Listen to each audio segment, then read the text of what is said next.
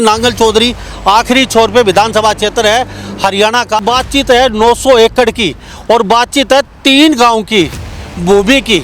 जो 3 गांव की भूमि लगभग लोगों की कोर्ट में केस विचाराधीन है। 900 एकड़ भूमि करोड़ों रुपए का मसला है। सारी बात तेजपाल यादव से जानने की कोशिश करते हैं। नांगल चौधरी क्षेत्र की बशीरपुर तलोट घाटा शेर के इन गांवों में लॉजिस्टिक हब के लिए प्रस्तावित जमीन ली गई और 2016-17 में इस जमीन की लेन देन की प्रक्रिया शुरू की गई। जब इसकी परतें खुलना शुरू हुई और पता लगा कि मुआवजा तो 30 लाख रुपए प्रति एकड़ नहीं, हमें तो कम से कम 66 से 80 लाख मिलना था, तो 40-50 लाख रुपए प्रति एकड़ जो कम मिला वो हमारा डकार गई सरकार। किनके माध्यम से चीज हुआ? जो डॉक्टर अभय सिंह यादव जी यहाँ के नुमाइंदे थे, इनके माध्यम से सारा काम हुआ। हमें अंदेशा है कि डॉक्टर अभय सिंह यादव ने एक बड़ा गबन किया है। 70 लाख रुपए प्रति एकड़ के हिसाब से 900 एकड़ जमीन कितने में हुई? 630 करोड़ में, और 270 करोड़ में HSIDC को जमीन दे दी गई। इसका मतलब जो बचा हुआ 360 करोड़ का जो गैप आया, अब उस 360 में कितना HSIDC ने लिया है और कितना बिचौलियों को थमाया गया है, जो बिचौलियों की भूमिका डॉक्टर अभय सिंह यादव जी ने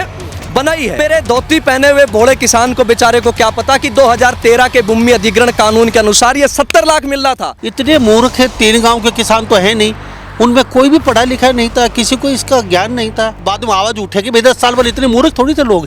क्या कहना है? डॉक्टर अभय सिंह यादव जी ने लोगों को दबाव बनाकर साइन करवाए। जो सहमति पत्र पर साइन हुए ना लांबा जी, उसमें बहुत सारे लोग ऐसे जिन्होंने ऑब्जेक्शंस भी फाइल किए। राव नरवीर बादशाहपुर से विधायक है, इधर से अभय सिंह यादव, ये राव इंद्रजीत के खिलाफ मोर्चा खोल रखा है इन्होंने। तो कहीं ना कहीं आपकी भाषा शैली में कुछ राव इंद्रजीत का टोन तो नहीं आ रहा है। लॉजिस्टिक हब के मुद्दे को सियासी लड़ाई बनाने की बजाय अगर इसके तथ्यों को, तर्कों को अगर विश्लेषण, आत्ममंथन करके समझा जाए तो पता लगेगा। जो पूर्व विधायक और पूर्व सिंचाई मंत्री है डॉक्टर अभय सिंह यादव जी, वो दबाव डालकर लोगों को धरने पर आने से रोकने की कोशिश कर रहे हैं और उसकी परतें अब खुलनी लगी और इंक्वायरी का, हाई लेवल CBI की इंक्वायरी का जब डर सताने लगा तो डॉक्टर अभय सिंह यादव का चेहरा देख। आपकी जुबान पे एक ही बात आ रही है, अभय सिंह यादव, डॉक्टर अभय सिंह यादव, डॉक्टर अभय सिंह यादव। यहाँ पर जो अंदेशा है चोरी का, जो गड़बड़ झाले का, जो भ्रष्टाचार का, वो डॉक्टर अभय सिंह यादव पर है। मैं तो ये कह रहा हूँ कि जिसने चोरी की है उस चोर को पहचानिए। नमस्कार, एक बार फिर दोबारा से स्वागत है आपका हरियाणा न्यूज़ 24 पे।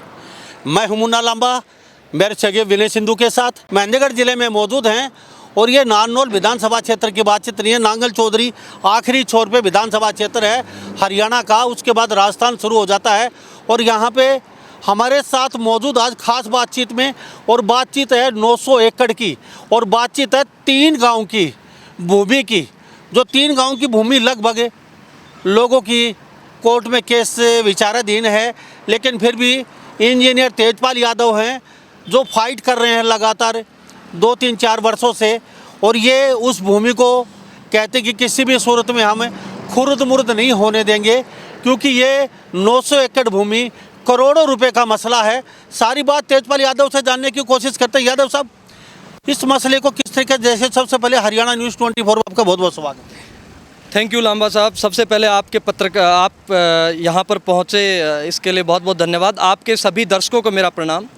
ये दरअसल जो मामला है, जो लॉजिस्टिक हब का, ये 900 एकड़ ज़मीन का मामला है। दरअसल क्या हुआ लांबा जी, नांगल चौधरी क्षेत्र की बशीरपुर तलोट घाटा शेर के इन गांवों में लॉजिस्टिक हब के लिए प्रस्तावित ज़मीन ली गई और 2016-17 में इस ज़मीन की लेन देन की प्रक्रिया शुरू की गई। मैं रोकना चाहूँगा, हब जो लॉजिस्टिक बनना था वो बना या नहीं बना? नहीं, लॉजिस्टिक हब नहीं बना है, क्योंकि 900 में से 154 एकड़ जो ज़मीन है वो अभी ली नहीं गई है। 154 एकड़ ज़मीन के जो मालिक हैं, जो उस भूमि के स्वामी हैं, वो कोर्ट में अपनी पैरवी कर रहे हैं। मामला कोर्ट में लंबित है। कितने लोग हैं? काफ़ी सारे लोग हैं इसमें, काफ़ी सारे अलग अलग पेटिशनर्स हैं, कम से कम दर्जनों के पेटिशन्स फाइल हुई हैं इसमें। दरअसल मामला लांबा जी, सबसे रोचक बात यह है, एकड़ की जो ज़मीन है कितने मालिकान उसमें लगभग बता सकते हैं? 1000 हैं, 400 हैं, 500 हैं? उसमें 340 लोगों की ज़मीन है। तो 340 में लगभग सभी साथ हैं फिलहाल, सभी साथ? हाँ, ये कह सकते हैं कि वैचारिक तौर पर देखिए, शुरुआत में जब लोगों ने ज़मीनें दी तो अब कुछ लोगों ने कोर्ट में केस किया, लेकिन जब इसकी परतें खुलना शुरू हुई और पता लगा कि मुआवजा तो 30 लाख रुपए प्रति एकड़ नहीं, हमें तो कम से कम 66 से 80 लाख मिलना था, तो जिन 154 एकड़ जिन मालिकों की ज़मीनें नहीं अभी ली गई वो तो खिलाफ में थे ही, लेकिन जिनकी ज़मीनें ले ली गई वो भी अब साथ में आ रहे हैं और इस सरकार के खिलाफ में आ रहे हैं और उन किसानों के साथ में आ रहे हैं कि भाई हमें जायज़ मुआवजा दो। हमें जो 70-80 लाख रुपए प्रति एकड़ मिलना था तो 40-50 लाख रुपए प्रति एकड़ जो कम मिला वो हमारा डकार गई सरकार। किनके माध्यम से ये चीज़ हुआ? जो डॉक्टर अभय सिंह यादव जी यहाँ के नुमाइंदे थे, इनके माध्यम से सारा काम हुआ। ये रेट नेगोशिएशन कमेटी में थे, प्रमुख भूमिका में थे, तो इन पर सवाल ये उठ रहे हैं कि HSIDC को जो ये फायदा पहुँचाया गया, इसमें हम ये कहना चाहते हैं, हमें अंदेशा है कि डॉक्टर अभय सिंह यादव ने एक बड़ा गबन किया है, क्योंकि ये रेट नेगोशिएशन कमेटी में थे। मैं आपको मोटा मोटा गणित समझाता हूँ। इनको पता है? हाँ पता था, इनको सब पता था। मैं आपको मोटा मोटा गणित समझाता हूँ। 900 एकड़ जमीन भाइयों, मैं सभी नांगल चौधरी के पूरे जिले के तमाम क्षेत्र के लोगों को कहना चाहता हूँ, 30 लाख रुपए प्रति एकड़ के जमीन से HSIDC को कितने में थमा दी गई? 270 करोड़ में। अगर 2013 का भूमि अधिग्रहण बिल को अपनाया जाता, उसके अनुसार मुआवजा बैठता 66 से 80 लाख। अगर अपन 70 लाख एवरेज करें तो 70 लाख रुपए प्रति एकड़ के हिसाब से 900 एकड़ जमीन कितने में हुई? 630 करोड़ में, और 270 करोड़ में HSIDC को जमीन दे दी गई। इसका मतलब जो बचा हुआ 360 करोड़ का जो गैप आया, अब उस 360 में कितना HSIDC ने लिया है और कितना बिचौलियों को थमाया गया है, जो बिचौलियों की भूमिका डॉक्टर अभय सिंह यादव जी ने बनाई है। अब कोई भी जो बिचौलिया ज़मीन दिलवाता है लांबा जी, मैं तो एक देसी बात कहता हूँ, जब 360 करोड़ का फायदा पहुँचाया गया है तो 2-4 करोड़ तो बिचौलियों ने लिए नहीं होंगे। हमारा अंदेशा है कुछ 50-60 करोड़ रुपए तो उसको एडजस्ट किए गए होंगे। इसकी जाँच हो, इसकी CBI इंक्वायरी हो, या हाई कोर्ट और सुप्रीम कोर्ट के किसी रिटायर्ड जस्टिस की निगरानी में एक बहुत हाई लेवल इंस्पेक्शन हो, ताकि दूध का दूध पानी का पानी हो सके। हमारे साथ इंजीनियर तेजपाल यादव खास बातचीत में मौजूद हैं, और नांगल चौधरी से ये खुद आते हैं, और नांगल चौधरी हरियाणा का आखिरी छोर है, दक्षिण हरियाणा का आखिरी छोर, इससे आके कोटपुतली जयपुर ये शुरू हो जाता है, और आखिरी छोर में 3 गाँव की ज़मीन का मसला है।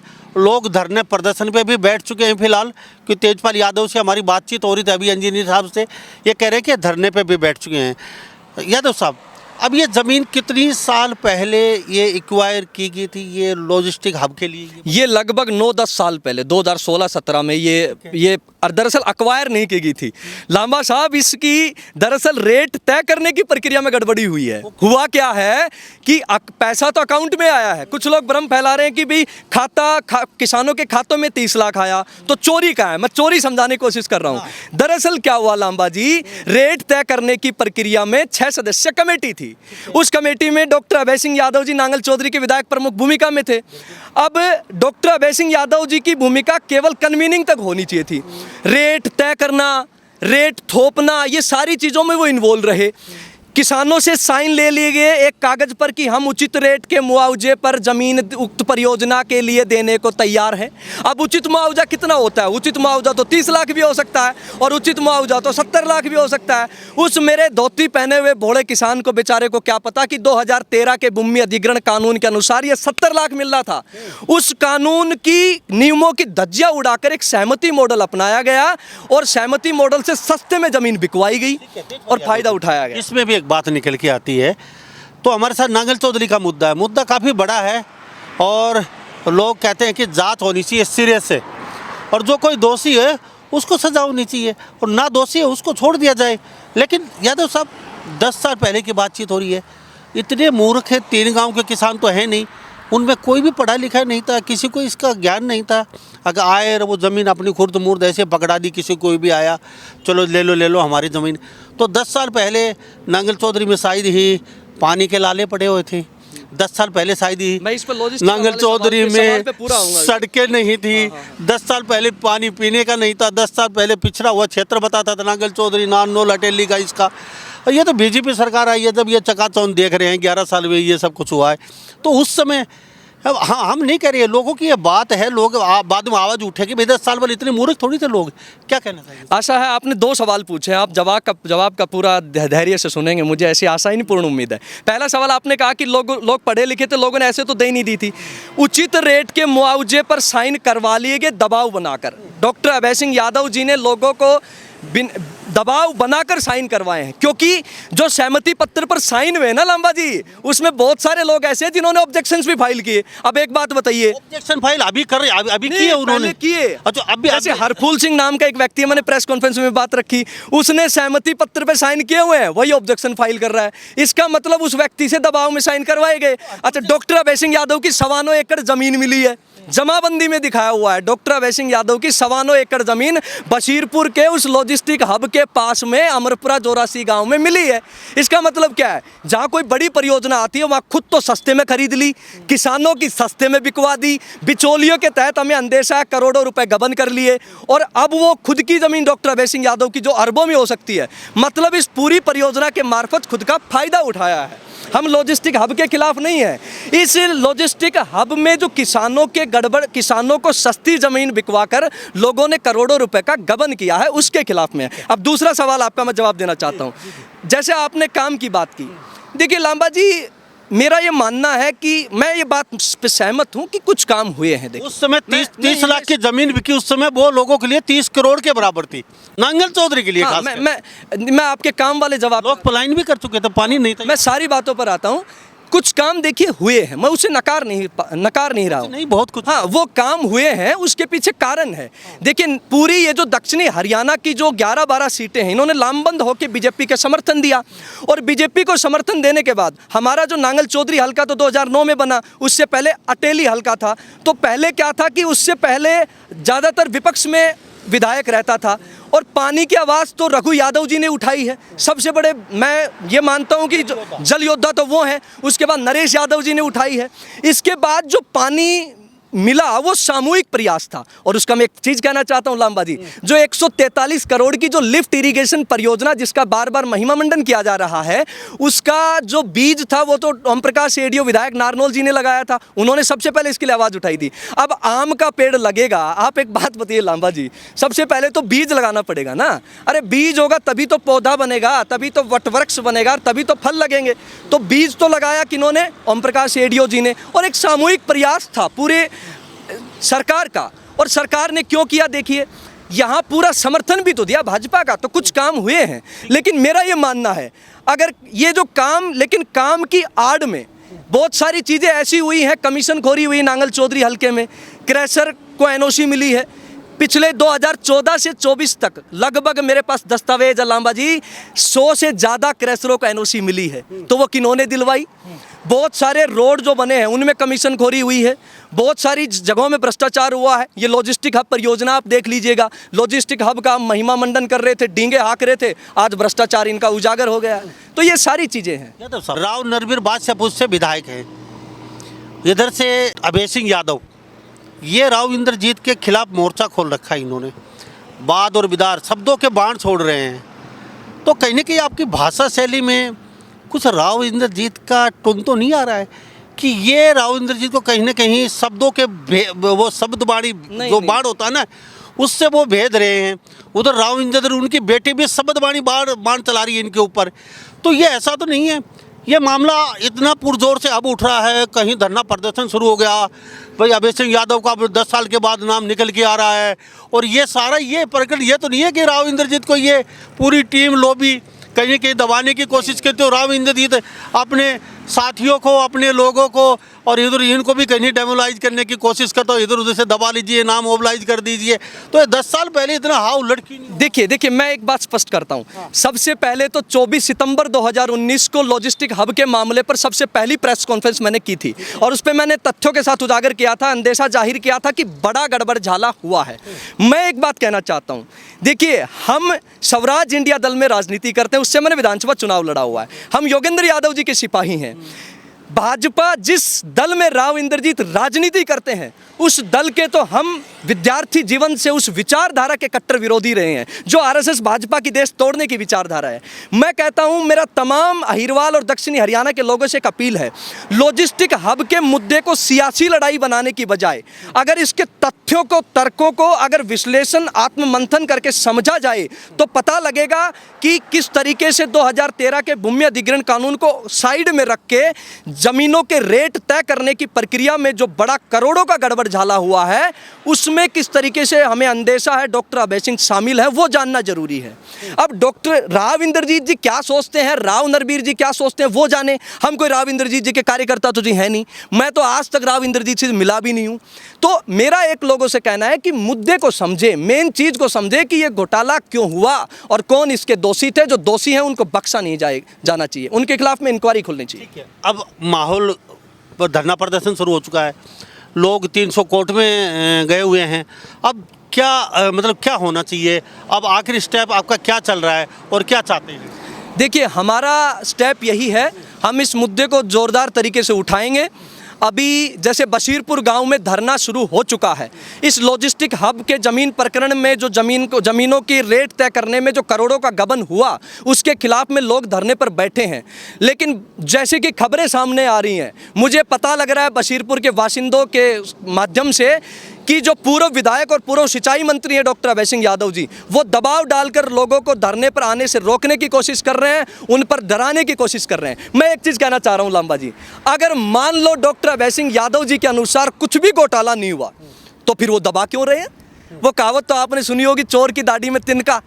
वो दबा रहे हैं, इसका मतलब ये साफ साफ जाहिर है कि जो बंद कमरों में रेट तय हुआ और उसकी परतें अब खुलनी लगी और इंक्वायरी कार हाई लेवल सीबीआई की इंक्वायरी का जब डर सताने लगा, तो डॉक्टर अभय सिंह यादव का चेहरा देखिए, जब उन्होंने कल बयान दिया उनका चेहरा मुरझा गया है। वो कह रहे हैं कि अच्छा, एक और बात कह रहे हैं कि मेरी ज़मीन मैंने पिछले साल खरीदी है 9.25 एकड़ लॉजिस्टिक हब के पास में, मेरे पास जमाबंदी है 2020-21 की। अब आप एक बात बताइए लांबा जी, 2020-21 की जमाबंदी में वो जिस मुश्तिल नंबर में 74 करनाल 10 मरला अभय सिंह पुत्र श्योकरण ढाणी मामराज के नाम से वर्णित है, जो डॉक्टर अभय सिंह यादव भाजपा के पूर्व विधायक हैं, वो 2020-21 की जमाबंदी में है। तो 2020-21 से पहले पटवारी तहसीलदार पागल तो नहीं रहे होंगे कि उन्होंने चढ़ा दिया होगा, तो पहले ही खरीदी गई है। लेकिन आज भास्कर के अखबार में आज के जो में छपा है, उन्होंने ये वर्जन दिया है कि मैंने तो पिछले साल खरीदी है, मतलब 2025 में।